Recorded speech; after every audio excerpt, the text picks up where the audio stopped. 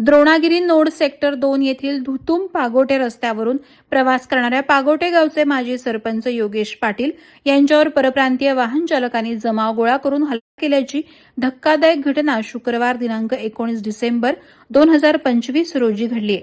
प्रसंगावधान राखत पाटील यांनी घटनास्थळावरून गाडी काढल्यानं ते थोडक्यात बचावले, मात्र त्यांच्या फोर व्हीलरचं मोठं नुकसान झालं. या प्रकरणी उरण पोलिसांनी अज्ञात हल्लेखोरांचा शोध सुरू केलाय.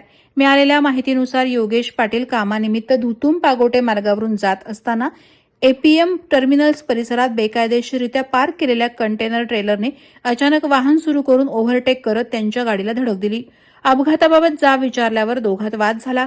त्यानंतर ट्रेलर चालकांनी सहकाऱ्यांना बोलावलं आणि 8 ते 10 जण पाटील यांच्या दिशेने धावून आले. मी याच गावातील आहे असं सांगितल्यानंतर गाववाल्याला ठोका अशी धमकी देत जमावानं गाडीवर दगडफेक सुरू केला. पाटील यांच्या सावधगिरीमुळे मोठा अनर्थ टळला. घटनेनंतर वरिष्ठ पोलीस निरीक्षक हनीफ मुलानी यांच्या मार्गदर्शनाखाली तपास सुरू असून सीसीटीव्ही फुटेज आणि वाहनांची माहिती गोळा केली जाते. दरम्यान द्रोणागिरी नोडमधील सिडकोच्या धुतुम आणि पागोटे ग्रामपंचायत हद्दीत मोठ्या प्रमाणावर अनधिकृत पार्किंग सुरू असून दारू आणि अंमली पदार्थांच्या सेवनामुळे वाहतूक कोंडी आणि अपघातांचा धोका वाढल्याचा आरोप माजी सरपंच पूनम पाटील यांनी केला. अशा बेकायदेशीर पार्किंगवर आणि बेशिस्त वाहन चालकांवर तातडीनं कठोर कारवाईची मागणी त्यांनी केली आहे. मी पागोटे गावचा माजी सरपंच असून वेळोवेळी ज्या काही समस्या असतात ते नेहमी निरासर करण्याचा प्रयत्न माझ्या पद्धतीने मी करत असतो. मी माझ्या गाडीचं काम निघालं असताना मी मिस्त्रीला घेऊन गेलो तर तिथं अनधिकृत पार्किंगमध्ये असलेली गाडीने माझ्या गाडीला तिथं येऊन टच केली. त्याच्यानंतर मी त्याला विचारणा केली असताना सदर्भ त्याच्यातून माझी बाचाबाची झाली. थोडीशी टच झाली हे समजून मी पुढे गेलो.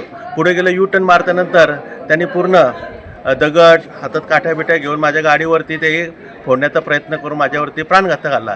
ही बाब म्हणजे फार दुर्दैवी आहे आणि कमीत 8 लोक ती होती.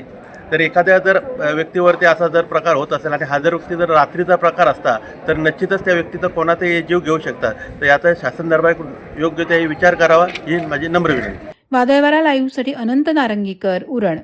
नवी मुंबई व रायगड जिल्ह्यातील ताज्या बातम्या आणि घडामोडींसाठी सबस्क्राईब करा वादळवारा लाईव्ह चॅनल आणि दाबा बेल आयकॉन.